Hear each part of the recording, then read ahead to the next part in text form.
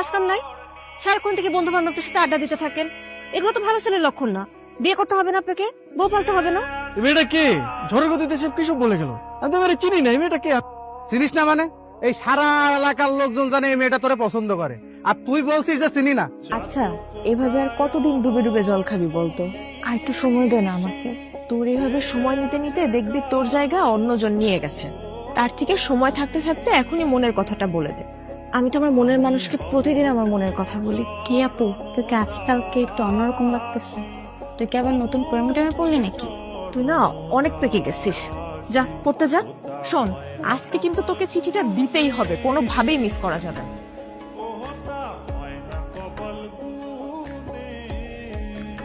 আমি কইছিলাম না মেয়েটা কিন্তু আজকে আইছিল কিছু একটা বলার জন্য। আরে কি বলবে আমারে? এই দিক দিয়ে হয়তো বা যাচ্ছিল, অট্টকল দেখার আগে নেই। আমি শিওর, শুধু শিওর না, অভার শিওর ওই মেয়ে তোকে কিছু বলতে আসছে। কোনো মেয়ে আছে নাকি তোর পছন্দের? তাহলে আমি বিয়ের প্রস্তাব নিয়ে যাই, তোর বিয়ে দিয়ে আমি তোর দুলা ভাইয়ের কাছে মালয়েশিয়া চলে যাই। আমার বিয়ে নিয়ে তোমার তো মাথা ব্যথা কেন?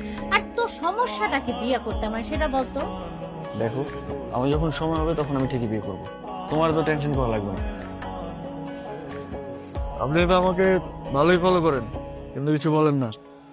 আমি আপনাকে ফলো করি সেটা আপনি জানেন কি করে? তার মানে আপনি আমারে ফলো করেন? তলে তলে এত করেছে। আরে মানুষ মানুষকে দেখে না রাস্তা বের হইলে, ওই দেখা আর কি।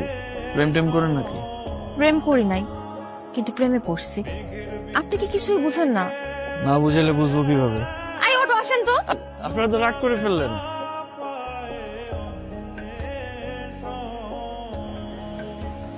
মামা, আপনি না বললেন জেরিন লেখাপড়া নিয়ে ব্যস্ত, এখন বিয়ে দিবেন না? কিন্তু জেরিন কোথায় লেখাপড়া করে এটা